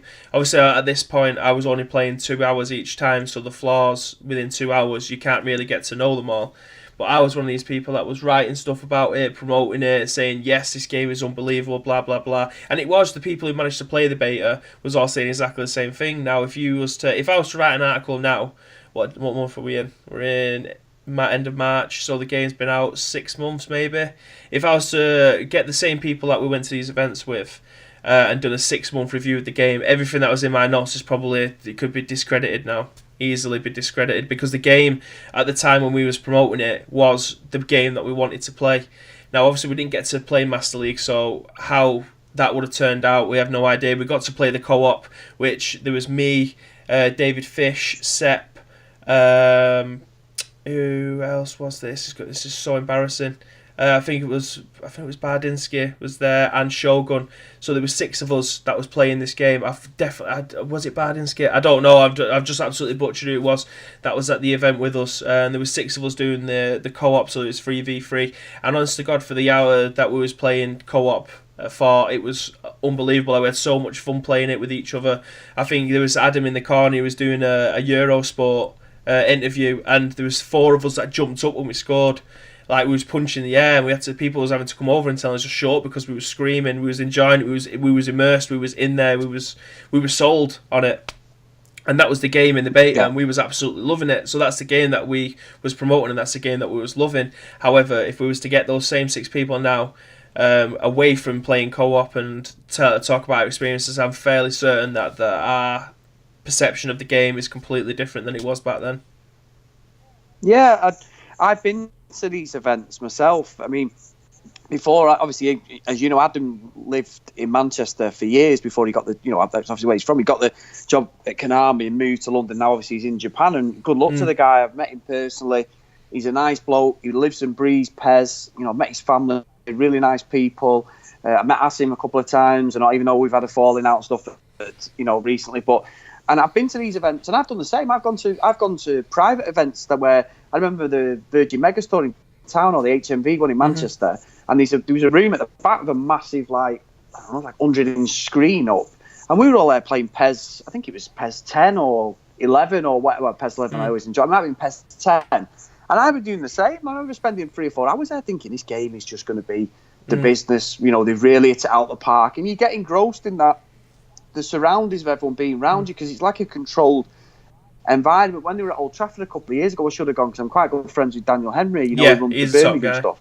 And obviously, yeah, he's top guy, Daniel, and he's sorted me out many a times, in relation to different things with PES and that over the years. So, I can't thank him enough for what he's done, but it's hard to come away from a 2-hour play session, especially if you're playing one-on-one, because we played the demo one-on-one with my brother. My brother was like the business on PES. He could win it on 5-star with the default players every single time. I mean, the bum didn't have a job for years. That's why he was good at it more than I did. But he was the business. But when it comes to now, we played it one-on-one, and we have a shoot-on-sight policy where you don't go in the box. You just absolutely 25, 30 yarders when we're playing, because of any the sweaty goals and stuff. But we both enjoyed it. I went to he lives in Llandudno now. He don't live up here, and we were there for about 5 or 6 hours before it come out playing it. Oh, he come here to mine and stayed the weekend. His missus and that, we were just playing it, hammering it, and he's like, I've got to buy it. He goes and buys that game on the first day, and he was on my podcast when he was on. He took it back within 4 hours. He's like, this is fucking shit. He goes, they've done it to me again. He said the demo or the beta we were playing is better, which we all know the fabled beta, when that come out, was better than, and it was. And I'm with you on that, and especially for you guys. So what you guys do in that, you're a big part of PES in the UK and stuff, and Europe, and it's a big thing. So to you to sort of give it that sort of stamp of approval, and then Konami have done what they always do, where they decide, it's not obviously the guys in the UK, but they decide to completely change the end product. The retail is nowhere near what the demo is or the beta. It's just the joke, and and what you're saying isn't anything that hasn't happened over probably the last 5 or 6 years, barring the odd version. They seem to just want a self-destruct when they've got something good. I don't know why. Yeah, it's I don't know. I'm not at a crossroads with it, because I don't play 2018 that often, and if I do, it's more than likely it's streaming. But for the last 2 weeks, all I've done is when it gets to 10 o'clock, because the missus is in bed behind me, I've been doing these silent rave things. So I'll have my camera on, I'll have music playing in the background, and I'll just be playing it. And to be fair, this last 2 weeks, I don't think I've probably enjoyed the game more than I have been doing. I don't know whether or not it's because of the setting or the amount of people that have been coming into the stream that I've been having chats with. The amount of it's quite embarrassing, really. I'm having more people come into the chat and talk to me when I've not got my microphone on than when I have got my microphone on and my camera. I've probably got double the amount of people, so it's quite embarrassing for me, really. Obviously, they don't care about what I'm talking about. They try to just watch the gameplay. So I've been having quite a lot of fun with it the last 2 weeks. I'm not gonna lie about that. However, when it comes to playing offline and away from the stream, unless I'm playing with the Midnight King and we're doing some co-op, I've very rarely touched it. Like Precision, I love myself some silent raves. That's what it is. We've got the hashtag silent raves going on when it gets to midweek after 10 o'clock. So it's just one of them things. Unless I'm playing it in a co-op environment or I'm streaming it and I've got people in the chat and we're having the back and forth kind of thing, I don't play it. It's as simple as that. Do you have your camera on? Yeah, for the silent rage. Yeah. Oh, right. No, because I saw it the other week. No, He might be if you're wearing that fucking shit shirt or something. He could be. Yeah. Sorry, Oh god, no. To be fair, as soon as you hear me Mancunian Dorset tones, I think they probably tend to turn off anyway. But yeah, no, it's not that. It's not. I'm like you, mate. No, but I do the same, mate. I listen to my voice when I'm doing the podcast. I'm like, oh my god, like this other one we got. I do have cringe at times. I'm like, oh no, do I sound that Mancunian or that bad? You know what I mean? But you don't sound bad at all, mate. It's just one of them. It's just one of them things. People like what they like. Sometimes they just want to watch, don't they? And you know what I mean? They're like doing the old. Go on. You've got voyeurism, people, the old PES voyeurism. I hope no one's having a talk to me. Fucking hell, I know. We'll be scraping the bottom of the barrel if that's the case. Hey, that guy was in the bathroom. I don't know if he's got out again, though. Yeah, Precision saying get on my level, subtitles are required. He's Scottish, so at the best of time, it's like listening to an episode of Steel Game. I'm not saying anything. But yeah, it's one of them things. I mean, I enjoy the crack with people. So if they're in the chat and I'm having to, as I'm saying, it was like being back in the old MSN because I'm playing stuff and I'm constantly looking at the screen waiting for the chat, and the chat will be going and I'll be in the middle of a game and I have to wait for the ball to go out and I've got 5 questions to respond to and I'm like fucking typing away as fast as I can. But no, I think the game this year, rather than it just being gameplay first, because at the best of times the gameplay isn't that bad, but there is so many other things that the kickoff glitch is horrendous. Like, I can't believe it's one of them things where if you're playing against a dickhead, all they'll do is just pass it to. They'll have 2 men. They'll do the kickoff rather than the 1-man kickoff, and they'll just launch the ball to the striker. If you've got one that's half decent, you can bring the ball down. And you're 1-0 down within 2 minutes. It's just a pain in the ass. And you got people who use a lag switch, so they'll just deteriorate the connection, so they'll end up getting a win. It's just. There's so many other things that can force you to not like this game, but as it currently stands, I'm enjoying it, but only because of the people I'm playing with. Not off my own. That makes a difference. Yeah, that's a testament to you, though, mate, because you're doing something different and it's good. You've got to show it, and that I get you. I understand that. I've done that when I've done some of the retro stuff where I've actually forced myself to play games. Not that I wouldn't like them, but I know I'll get a bit of interaction with people who are into it. You know, because because I get that. I totally. Hey, it's working, mate. Yeah. So you don't change anything. Do you know what I mean? It's just a shame with PES because it does so many good things, right? But when they do something wrong, it just is fucking horrendous. And I've got no problem. I mean, I just don't understand why they don't patch it.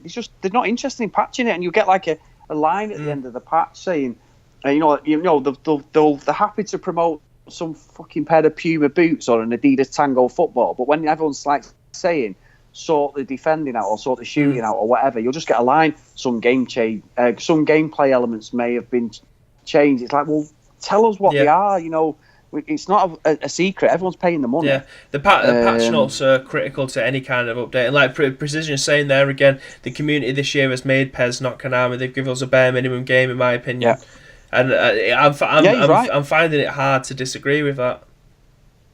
Yeah, I agree. And Precision knows his stuff. He's right, mate. In my opinion, anyway, I agree with you. So obviously, you said what you want to do for 2019. What is the ultimate? What does the ultimate football game look like to you in regard? Because I know you're an online player, so the Master League stuff you might only end up playing when you at your brother's doing a co-op one or something like that. So what does the ultimate football game look like to you going forward then? To me, I want, and it could be a long list this bit, I want, from gameplay, I want the old style shooting where it's varied. It's not just fucking heat-seeking shots and this thing where one version of PES 1 year has a fascination. Like this year's got a fascination with back heels. So like PES 2011, even though I rate the passing system in that, had a fascination with overhead kicks no matter where he was on the pitch. Like you were playing Italia United on the Mega Drive. That used to do that. You used to be able to do an overhead kick anywhere on the pitch. I want proper defending. I hate the fact that the defenders are so slow compared to the super players like Ronaldo and Messi. And when Ronaldo and Messi have got the ball, these fucking dickheads online want to do Rabonos and rainbow flicks. And because the animation has to run its course, you can't intercept it as a defender. By the time that animation, if they're successful in doing it, they're about 6 feet away from a defender because, like you said, there's no catch-up stuff. They're away, and online it's just a shit show for this sort of bullshit. And I hate all that. I want it to be an even playing field. So if I've got, I don't know, I'm trying to think of a good defender. There isn't many in the Premiership. Company. It's sad. I've actually got my fingers crossed at the moment saying that. But Company's a great defender.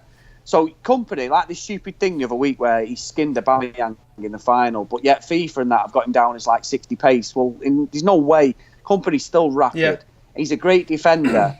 He should be able to just knock Ronaldo, Messi, anybody off the ball. If he's got superior strength. Yeah, and that's not just on Pro Evo. That's something on FIFA as well. The stats should mean something, but you should be able to. If they're going to do that, you never see Ronaldo do it. I've never seen Ronaldo do a rainbow flick and that. You might see Neymar do it, taking the piss now and again, but they're just not realistic. And there's all these stupid tricks in Pro Evo, like they are in FIFA, where that guy would do videos, is it Weebler or whatever. They're great goals, but they're doing stupid skills that they're not realistic. You might see a skill, one in every 2 games that actually comes off from even a class player like Ronaldo or Messi or like look at Aguero, such a good player, but he does still miss chances. You know what I mean? He might score loads. You know, so that realism has got to be there, and there's got to be a balance where the defending actually means a difference. It's not something where you wait for an animation to finish before you can actually react to it, because there's always that bit of lag. And I want the Masters League Online back. I agree. Why the fuck? I absolutely hate. And I said to you this when we spoke before we come on, is my club, I put it in the note thing, my club just does, and I say this on my podcast, I fucking hate it. It just means nothing to me other than you can't change the formations unless you buy a manager. I just don't understand the logic. I love the black ball thing and the roulette. I think that's great. But last year, 2017, my first 2 rolls of the dice in my club, I got Messi and Neymar. Yeah. And I'm like, what is the point in that? What you should have a proper. If you're going to go down the route of this my club, which they're obviously going to because of the money pay to win thing and all that crap, then you should have a transfer market as well where you can earn them players. A bit like what you can do on FIFA, where you can pay to win if you're really that arsed about getting the best players, but you can also earn them by playing and winning and managing that team. And I have a massive problem with my club because, like I saw online, some guy when PES come out, and they do it on FIFA. My daughter does it. She's upstairs. She'll buy FIFA points and that, and it pisses me off. But these guys are like, he's got the best team you can think of on PES. And then some guy goes, how much? Not like, how did you earn it? Some guy went, how much that cost you, mate? Went 150 quid. And I'm thinking, are you that stupid that you would spend 150 quid just to get a load of virtual football players on a game?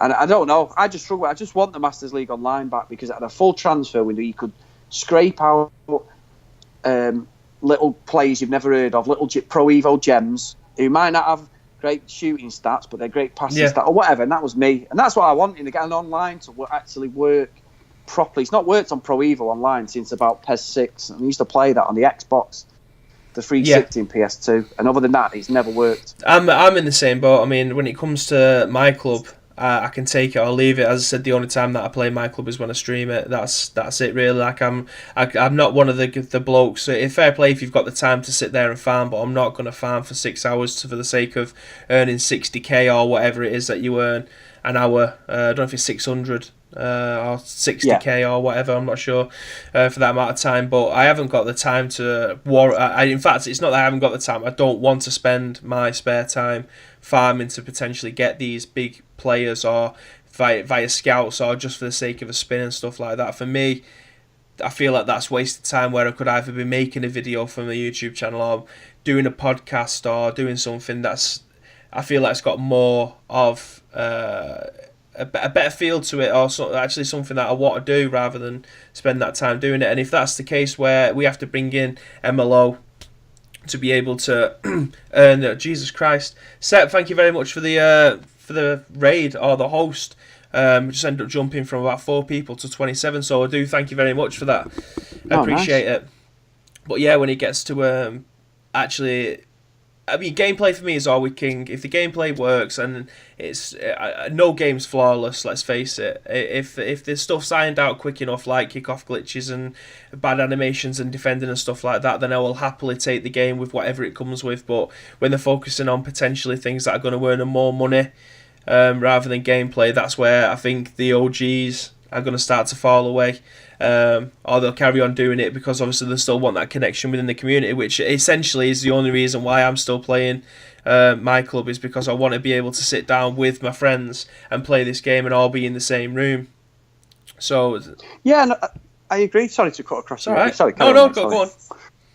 No. So I'm with you. I think Konami don't give the respect to what their fan base is for the game now, because, like you say, I'm nearly 40 this year. I am 40 this year.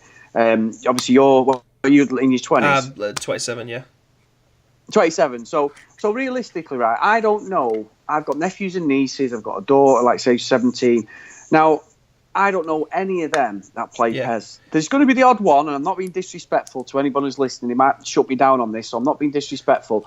But your user base for PES in the, say, don't know what, 8-year-old kids up to 18-year-old compared to FIFA, you'd be lucky if it was 10 to 1 playing it. Let's be honest. Unless the old mans and or the mum and dad have played it or whatever, or older brothers, and they've like drilled it into and played PES, it's very rare you're going to get that. I mean, I've been proven wrong by a few people saying I'm 18, 19 and play PES, and I get that. I'm not being disrespectful. Yeah, there's going to be people that fall through the cracks. Yeah, because they played the old stuff.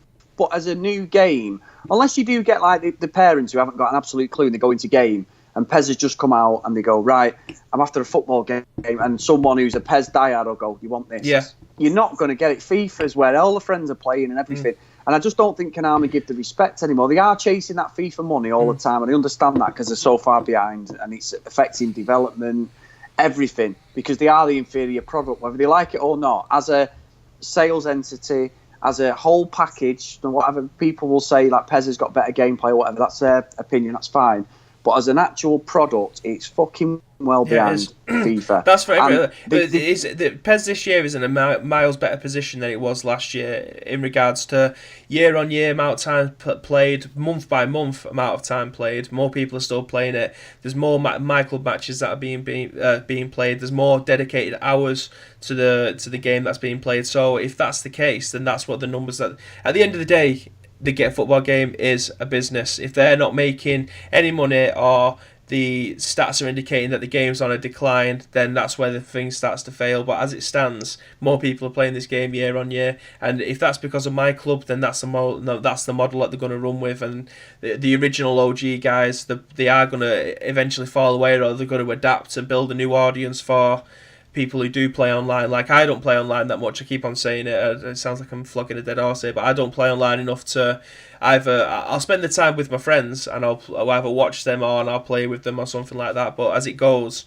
it's very rare that unless I know the person that's creating the content, I'm so snobby when it comes down to stuff like this as well. It's going to paint me in a bad way, really, but I don't care for anybody else's content that's out there unless I deem it to be something niche, because everybody's making My Club content.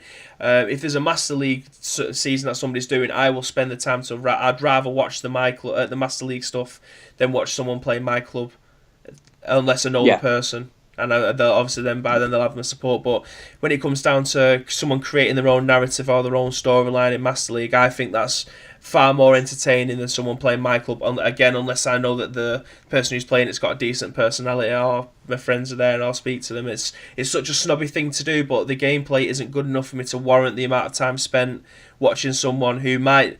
It's not even if they're good. It's obviously if it all comes down to personality, because people watch stuff because of their personality, not because of how good they are at the game.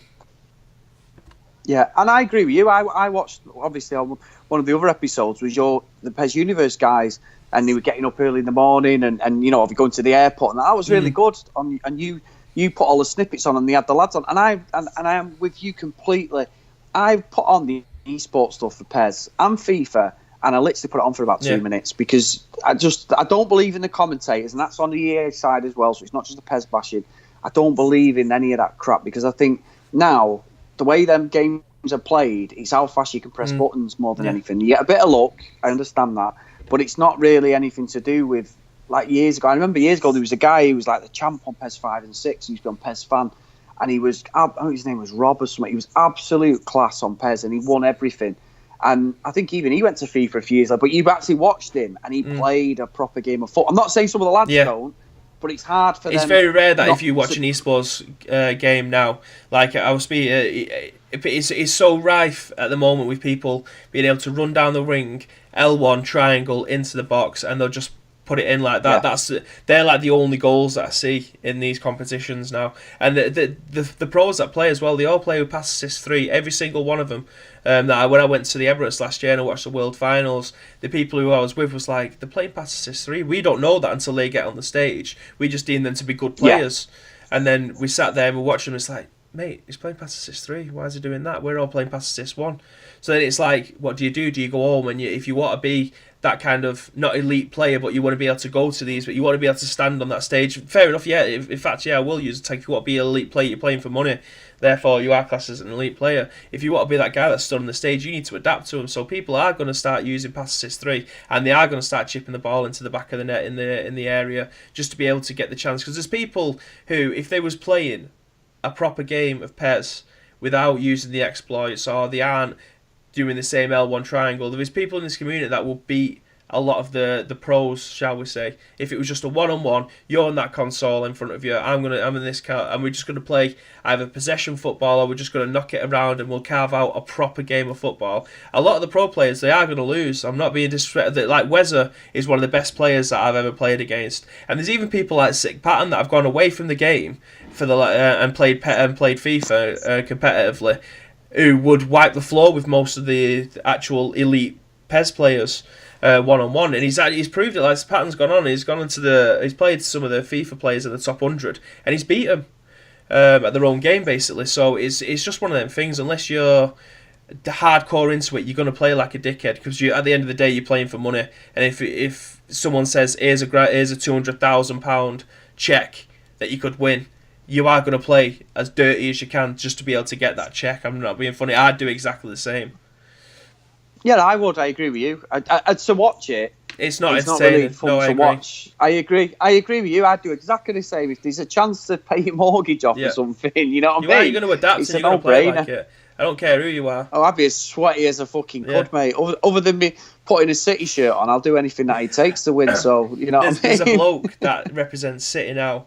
For the esports thing. Obviously, I'm not into FIFA, so I have no idea who he is.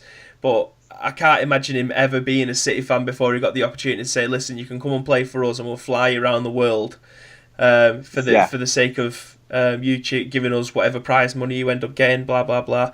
But it's becoming that. When clubs are sponsoring these people to go abroad and play this game professionally, you are going to use every piece of tactical information you have on your opponent and use it against them. The only thing that I don't condone is the lag cheating in the game, because that takes it out of everybody's hands. Apart from the person who's doing it, you're only doing yourself a favour there. And there's for someone who comes into my chat all the time, someone's just like put here actually, hi guys, just want to say too, sorry, my opinion, PES is scripted, especially offline. Playing against Superstar or Legend, the players are overpowered superheroes.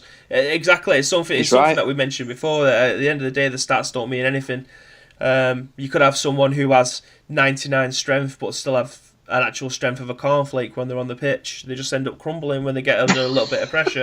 It was in my streams, like Alderweireld is a black ball. He's like probably one of the most powerful defenders on the game, and you have someone like Mbappe holding him off, and it's like, come on, mate. He's like 3 foot. There's no way in real life he's going to get anywhere close to him. He might be able to knock it round him and outpace him, but there's no way in a shoulder-to-shoulder challenge that Mbappe's staying on his feet. He's going over the barricades. He's going over the advertising boards. I agree with that. I agree with what he's just said. What's it called? Beginero, is it? I agree with him. I do think that like Ronaldo and Messi, it's like playing Street Fighter sometimes. You need to press 3 or 4 different buttons and you're away or on a one-on-one chance on Pro Evo. There's no skill involved. No. It's just look at the draw, and that's where I draw the line. But like you were just saying, the esports stuff, it's a massive business. It's a multi-billion pound or billion nearly, a £1 million business, whatever it is. Everywhere you turn, obviously we're on Twitch, you're on Twitch. You watch them on Twitch, these people, the followings they're getting, they're going into tournaments. You're going to do it. Unfortunately, it's like football, isn't it? You see them diving. We've all moaned and groaned. Our teams have all been on the wrong end of decisions where it was a penalty, or obviously these VAR things, VARs, but that's going to take some of that away. But there's money riding on it. So what are you going to do? Look at how many teams have been relegated, Bibby, in real life, where he's been absolutely disgraceful decisions going down because the refs just had a bad game. The one that sticks out in my head is the Thierry Henry handball against was it not against Ireland that knocked him out. Do you know what I mean? It's stuff like that. Yeah. Exactly, and I agree. I totally agree. I mean, look at stuff like Jeff Hurst. That would never have happened with the VAR thing because they probably would have won anyway. But I get you, and I agree. I totally agree that they're too overpowered the individual players. The stats actually matter with the big players. They don't matter with the shit players on PES. Yeah. So, is there anything else that you want to add on the top of that, or do you think we've covered it? What with PES? Just to say that PES 2018's fucking wank. It's about as good as Chris Smalling is as a central defender. Mate, it says a lot when he's going to be getting on the plane to go to Russia. Oh, mate, he is fucking awful. And that's as a season ticket holder at Old Trafford. He is the worst defender I've ever seen. Even worse than Johnny Evans, and he had his day. It's alright, City is still trying to buy him, so what does that say about us? Don't get him, mate. He's I don't terrible. want him. He's a disaster waiting to happen. He was only ever good when he had Rio with him or Vidic because they could tell him what to do. He was terrible, mate. Oh, my God. Well, as we were talking, my daughter's messaged me. I don't think we're going to the final because we've got Spurs in the semi-United. Oh, has the job been done? Yeah, she texted me before, so we've got Spurs. Oh, shit. So I was going to go to the semi, but I'm not sure. They wiped the floor with us when we played in the league. So. And just the two comments that point, don't diss Small and Dini. Jesus Christ, if that's his name. Small Dini. When I'm sat at Old Trafford, he's just called fucking wank. But, if you know something different. I've no idea, but he's going to be on the plane to Russia anyway, so God help us all. I know. Terrible. Terrible, mate. Terrible. When they're finally going to make the game realistic. Hopefully, the thing is now we've actually got someone over there. Like, as much as I've had... I get on with Asim face to face, but we've obviously had our differences online and things like that. But him and Adam do not influence this game, and I've been until I found out I've been one of the people that I've either given them an hard time or whatever. But they don't have anything to do with the game. It's their job to promote the game, and very similar to what it was with me. I don't get paid by them at all. I get the opportunity to play the game, and I make my own decision up. But they have absolutely nothing to do with the game. Now Adam's actually gone over to live in Japan and be closer with the development team. Hopefully his knowledge of the PES franchise, to be perfectly honest, this is going to sound like I'm fucking riding his dick, but I actually don't think there's anybody who's got as much experience in this PES community as him to be able to go over there and actually give some insight into what fans actually want, rather than some bloke in Japan that doesn't know any of our side of the world, what we want in the game, and that are catered just for the Japanese, but then it gets ported over to us as an afterthought. So hopefully I want to say I've got high hopes for 2019. I've got mixed feelings about how it's going to be. It can't be any worse, I don't think, than how the amount of hours that I put in this year, but I'm yet to be convinced that it's going to be any better. Can I just say two things actually about PES 2019 that'll make or break it for me? And I know I've mentioned this on my podcast. I'm going to do two impressions now, and I'm just going to lead into what if this thing is in the game. If I have to hear him going Neymar, my God. Neymar when it gets to 2-0, you go 2-0 up. The commentary's fine. It's fucking terrible, but it's at a normal level. Yeah. You go 3-0 down, and it just goes to a decibel level of like 100, and then that absolute dick Jim Beglin. I mean, oh no! It's like, why the hell is he even in PES? Yeah. I changed the commentary to Spanish, but then I turned it off altogether. I always do.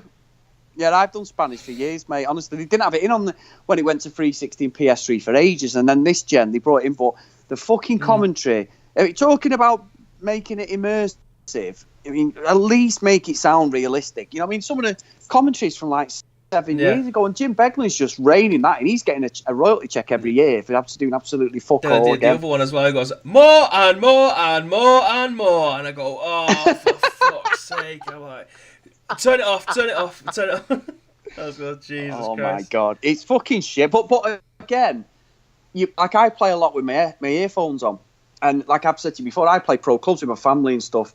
And I'm with you on that. So when you've got your earphones on, people can say whatever they want about FIFA. And I'm not a FIFA Dick Ryder, anything like that, because I don't even play my Ultimate Team or anything now. I just play pro clubs because I play my brother, my two brothers, my daughter, my sister, and everything, my nephew with our team. It's the only reason I play FIFA is when they're on. I will not play one-on-one anymore because I can't. I think it's better than PES, but I just can't. It's not that much better than PES, but the whole immersion of the commentary is there now. You know, like the actual, because United are licensed on it. I've got the full, like the chants. I've not got the stupid droning that PES offers now. And I'm the same as what some of the other guys have said in the chat. I would put I'd put music on and stuff just to drown it out for that reason, because it's just, and that was, but the gameplay had it, so it didn't matter how shit the commentary was because the gameplay was so good. Now the gameplay isn't that good, so now you start looking at everything else that the competitor offers, and it's so far behind. I mean, that the commentary this year, they just want to put them two off straight away. I'd rather play without it. Well, people are saying that they turn it off in there anyway. So that's just one of them. Being the other said every year they'll be better, but can you see now what is true? I don't mind to lose every team, but the AI playing like Barcelona or Real, especially Barca field. Yeah, it's something that we talked about before, mate. There's no unique ID anymore, which is kind of upsetting when you're a predominantly offline player. But yeah, Nando's what's going on, mate, and Beans is saying that they muted the commentary on the first day. It's toss. Everyone's got their own opinions with it, and I think the opinion is kind of echoed throughout everyone. Jamie Vardy's having a party. Does he actually say that? I don't. I've never got that far into it. I mean, to be fair, he'd probably be absolutely shouting because I'm using Vardy in my club at the moment, and he's fucking on fire. In A form, it's hard to find a better striker. He's got everything. He's class. Oh my god, he does say it as well. Does it? Oh my god, he does. Jesus Christ. I'm glad I haven't come across that then. No, oh my god, that just the full stop on everything. It's pure cheese. That is fucking shit. So, is there anything else that you want to cover? Anything else that you want to talk about before we call time on this? No, not to do with PES, mate. No. I'm done. I'm depressing myself now. I've gone from laughing and joking to just feeling worse every time I mention PES. So, obviously you do your own podcast, so if you want to take the time out to tell everyone where you do all your stuff and what you talk about, because obviously there is more people in here than was when we started the show off, just to give a slice of what it is that you do. Yeah, sure. Well, I've got the podcast, the Contextual Podcast. The name Contextual was something that was always mentioned on the PES forums regarding PES, because contextually there was things happening in the game that weren't a press of a button and stuff, because there was loads of organic stuff, and that's where Contextual come along. And originally the idea was we just talked about PES. You've been a great supporter, Bibby, from the start. You know, we've had you do decent stuff, mate. That's why. Yeah, we talk.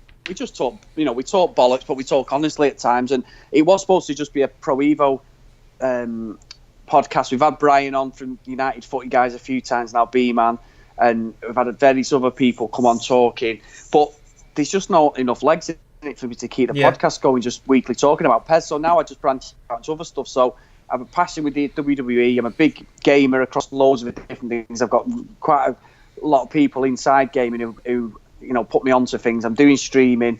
So yeah, if you want, I think it's the Contextual Podcast. I'm doing one tomorrow. I'm going to talk a bit about the UFC, I'm not talking about PES because obviously we've done it tonight, and just different things. And then I've got another podcast that I've started called Comics in Motion, where we just talk about and we review comic book based media. So it's TV and films, and will be games, all based around what were comic books. We've had 5 episodes in. The one we've done this week is Nick Fury, David Hasselhoff, which I'll be honest with you is probably one of the worst films I've ever seen. But we can't keep reviewing 5 stars like the Black Panther and that. Yeah, because it gives us no credit. So if you want to listen to us, it's a Comics in Motion podcast on iTunes, and we're on Twitter and stuff, and just give it a listen. And I don't swear in that one because the Contextual one's just littered with me saying fuck, shit, wank, everything. So I vowed in the Comics in Motion one I wouldn't swear, and I haven't sworn. It's been a few times I've had to edit it, but it's just a totally different podcast. So yeah, thanks for all your support. No, I do appreciate it. What I'm going to do is when I post this up on YouTube, and I'll put it in the show notes for iTunes and SoundCloud, which I'm plugging. I'm like shoving that in. I'll put all the links to your podcast and stuff like that, so whoever's listening to this, if they want to go through, they can be able to do it. So is there anything else that you want to finish on? No, anyone who's listening as well, if you want to come on, I'm after guests about Pro Evo and stuff like that, or gaming. Anyone who wants to come on, just hook us up or speak to you to sort of connect us and that. Because I've got a guy coming on this week. It's not to do with PES, but it's all about Vegas, because we're going to Vegas this year. I'm branching out into all sorts. So we're doing a Vegas special tomorrow. So about what's going on in Las Vegas. I've been a few times and that. So yeah, if anyone wants to come on, just give us a shout. No, not a problem. Obviously, there's people in here like Nando's and Beans and Precision and stuff like that are quite predominant in the PES community. So I'm sure they'll make very, very good guests. It's people that obviously I had Nando's on 2 weeks ago because he's part of the PES Universe Pros that went to Barcelona. So he's a great guest, and he's asking if you upload to MySpace, because I've started to upload to MySpace. MySpace. Yeah, I thought, where else can I shove this podcast? I know, MySpace. So I've shoved it on there. MySpace, well, that's a blast from the past. I used to have all my band stuff on MySpace, but I don't nobody think uses it for podcast anymore, so I could be the number one on there. I don't know. You could be, actually. That's a good one. I'm on Stitcher and stuff, Stitcher and podcast.com and everything you can think of, but MySpace, I'm about to say, I'm going to make a Bebo page and stuff like that. 2006 all over again, old school. Oh, that's class, that. So this has obviously been the We've Got Bibinho Show, episode 5 with the Contextual Podcast. You can find this on SoundCloud, iTunes, MySpace, Twitch and YouTube. Audio only on obviously iTunes and SoundCloud and MySpace. So this will be going up officially on YouTube tonight. SoundCloud and iTunes will probably be tomorrow when I've extracted the MP3 from it. Next week's guest I am yet to announce, because I haven't actually got anything in writing from the people who will want to get on. There's a few people I've got in mind. I've only actually spoken to one of them about actually coming on. So what I'm going to do is, if you follow me on Twitter at Bibby_PES University, if you haven't already, you'll be able to find out anything that comes up as to schedules and all the other bollocks that I talk on there. Until then, guys, it's been an absolute pleasure to stream for you tonight, and I hope to see you all again at 6 o'clock next week, hopefully, if I can get my guest sorted out. It's been an absolute pleasure, guys. I'll see you soon.